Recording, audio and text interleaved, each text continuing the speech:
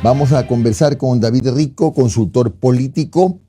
Él está hoy día con nosotros, desde España es esta comunicación. Le damos la... ¿Qué tal, David? ¿Cómo está? Jaime, perdón. Jimmy.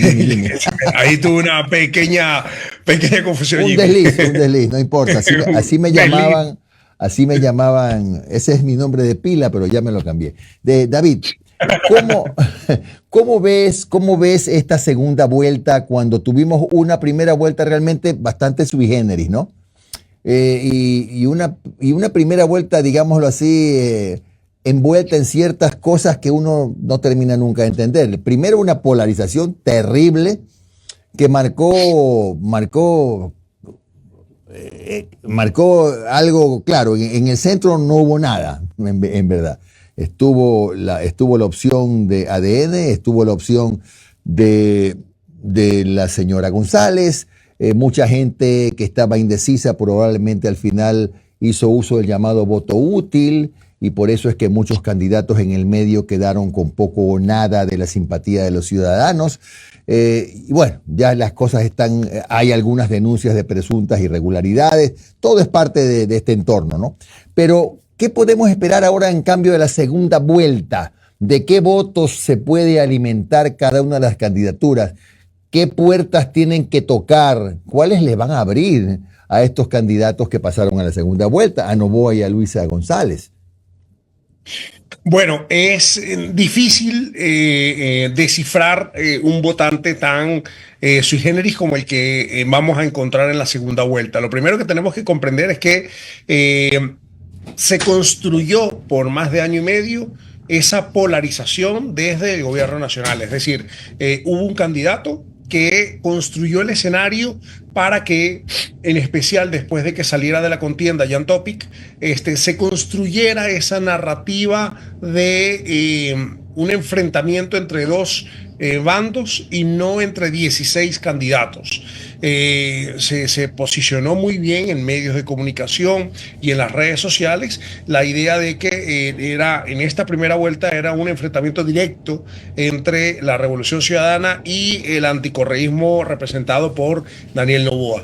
Dicho esto, esa hiperpolarización que se construyó en la primera vuelta, pues se va a mantener evidentemente para esta segunda vuelta. Ahora bien, aquellos que votaron, aquel casi 1 millón de votos que decidieron votar por otras opciones que no fue ni el correísmo ni el anticorreísmo, pues es un voto que no está ligado directamente o que no tienen comprado directamente los partidos por quienes a quienes le dieron su voto, pero al mismo tiempo tampoco es matemático. Es decir, yo he visto en varios análisis, incluso con documentos que circulan en redes sociales y en diferentes vías, de cómo empiezan a hacer matemática electoral y sumar los apoyos que obtuvieron algunos candidatos, siempre y cuando estos le apoyen a un candidato en la segunda vuelta, y sumarlo matemáticamente como quien suma, ¿no?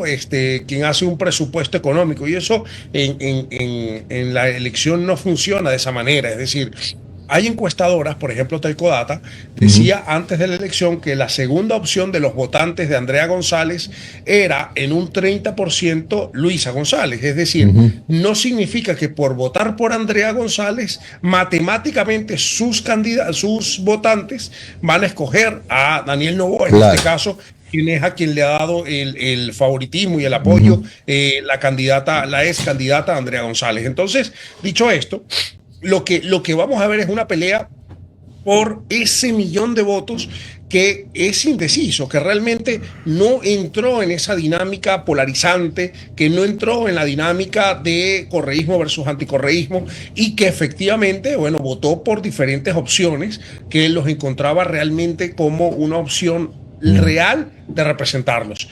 A esa gente hay que enamorarlos igual que en la primera vuelta. No hay matemática electoral en la segunda vuelta.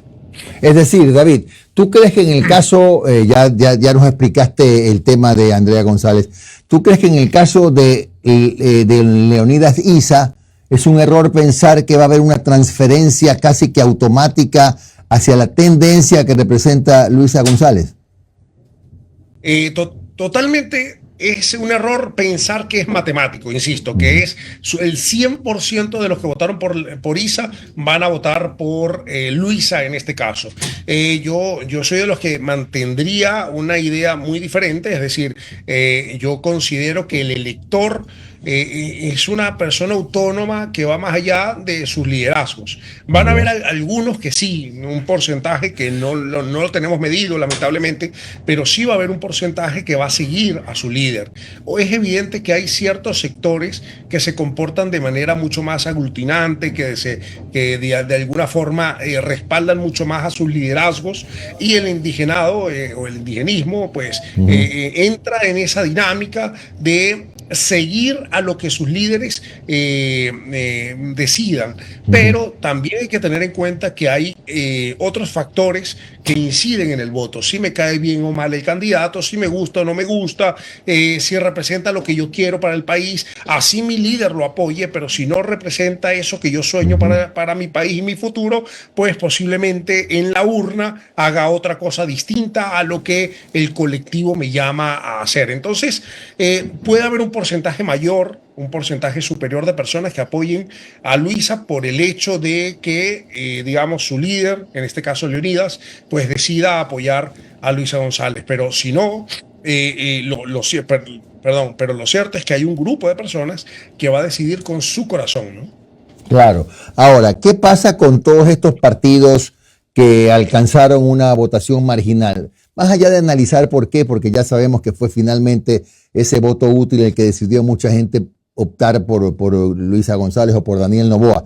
¿Qué pasa con ese electorado que no deja de ser importante también? De algunos partidos tradicionales, otros partidos medianamente nuevos. ¿Cómo se llega a tocar esas puertas? ¿Cómo se abren esas puertas? Bueno, lo primero que hay que entender es que todos los partidos en una democracia son importantes. Yo creo que se ha dado una discusión en torno a disminuir, por ejemplo, lo que se le ofrece a los partidos para su sustento, para sus campañas, y yo creo que eso es un error. La base de la democracia tiene que ser la participación, y la participación también reside en la representación. Ahora, así sean 40.000 votos, esos 40.000 personas tienen en un partido una representación, así haya representado el 0,3%. A lo que quiero llegar con esto es que la primera discusión que se da en ese tema es que la representación, así sea minoritaria, debe estar expresada en el voto de los ciudadanos, y está expresada así sea mínima. Después, los partidos pequeños o los que resultaron con muy baja votación en esta elección tienen un reto importante, que es constituirse como partido político. Sí hay un cambio en la cultura política ecuatoriana con esta elección, y es que los ecuatorianos ya no quieren más partidos que no sean partidos, sino que sean movimientos electorales y que solo funcionan cuando hay elecciones. Creo que el Ecuador le ha dado una lección a ese tipo de movimientos para que empiecen a funcionar como partido político, con ideas claras, con un sueño claro y con un norte claro para el Ecuador, con propuestas que realmente signifiquen un cambio directo en la calidad de vida de los ciudadanos, con ideas que de verdad enamoren y conecten con las necesidades ciudadanas, y que en este caso los ciudadanos pues encuentren en los partidos ese medio de relación entre la ciudadanía y la política y las decisiones públicas. Es decir, tiene que existir ya un cambio en la forma de hacer política de los partidos políticos, para que la gente empiece a sentirse más representada en ellos y no encuentren, bueno, otras vías que por culpa de la banalización de la política pues han encontrado para poderse sentir representados, ¿no? Como lo han sido las redes sociales y otras vías, digamos, menos directas en la política. Así que yo creo que uno de los grandes desafíos hoy de los partidos es encontrar el camino para reconectar con la gente y representarlos realmente. Estimado David, muy buenos días. Camila Piedradita le saluda. Yo quisiera saber su opinión con respecto a las encuestas de opinión. ¿Fallaron? ¿Todavía siguen siendo una herramienta útil? ¿Cuál es su opinión con respecto a ese tema? Bueno, yo como consultor te diré siempre que la herramienta más importante de un político y de nosotros los que nos dedicamos a esto es la encuesta. Es decir, la encuesta, los grupos focales y cualquier investigación que se haga por vía digital o no, o por vía personal, es valioso e importante. Las encuestas no se equivocan. Hay algo clave en esto. No existen encuestas que se equivoquen.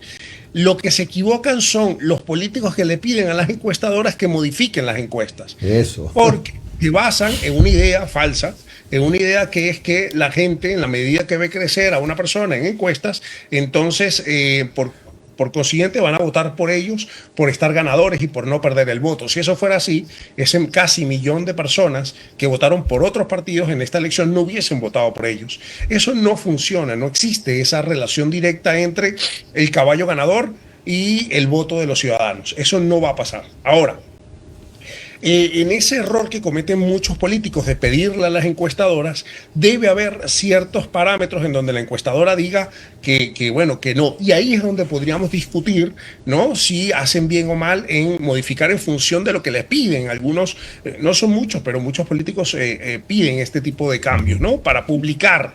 Es decir, lo que se publica es lo que se modifica. Pero sí vimos encuestadoras que acertaron con la votación. Entonces, yo aquí lo que quiero es decirle claramente a la audiencia es que las encuestas no se equivocan.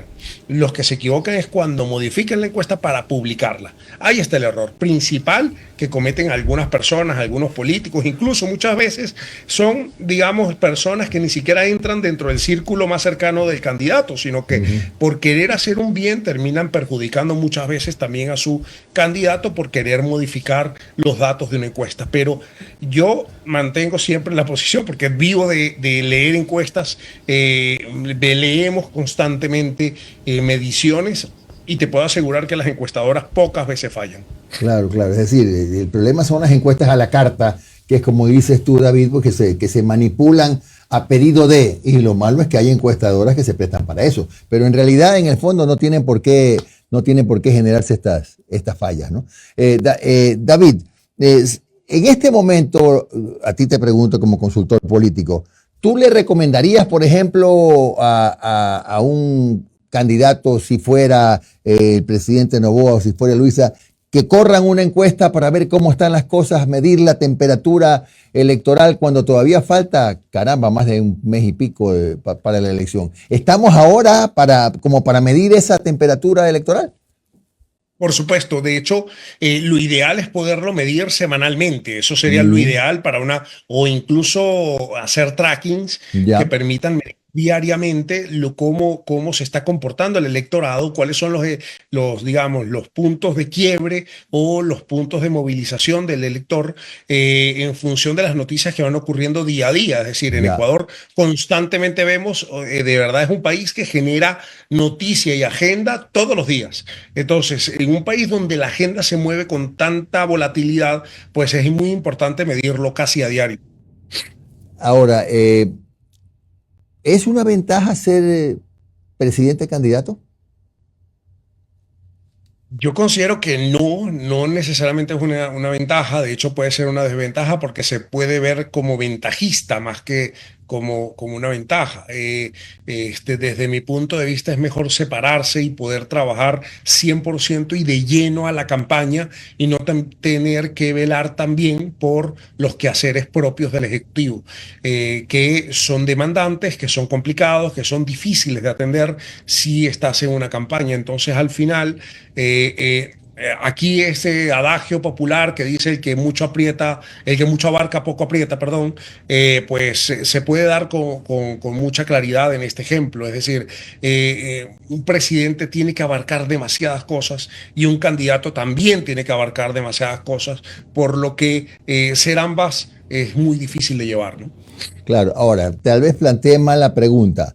Independientemente si está en ejercicio o no, en una campaña es importante, pesa estar en el poder versus otra campaña independiente que no tiene nada que ver con el poder, con el régimen de turno. Pesa mucho, pesa de diferentes formas. Pesa en el hecho de que tienes lo quieras o no, beneficios que no lo tiene el resto de los candidatos. Esto es claro. Teniendo la presidencia, pues es obvio que tienes un aparataje, que tienes recursos y que tienes la posibilidad de movilizarte de una forma distinta a la que un candidato normal puede lograr. Es decir, la cantidad de recursos humanos y materiales que tienes en tu poder son casi infinitos, mientras que un candidato sin un cargo de elección popular que le ayude, pues es difícil que pueda tener la misma dinámica, la misma logística, la misma capacidad que un candidato que ejerce un cargo tan importante como la presidencia. Ahora, ahí también, bueno, chocan los intereses, pero eso es otra, digamos, es un tema ético que es otro tipo de pregunta, pero con respecto a una competencia leal, pues es evidente que el que está fungiendo como presidente, pues tiene la cancha a su favor, ¿no? Claro. Bueno, muchas gracias, David. Siempre un gusto conversar contigo. Un abrazo y en otro momento haremos otra conversación sobre este tema electoral.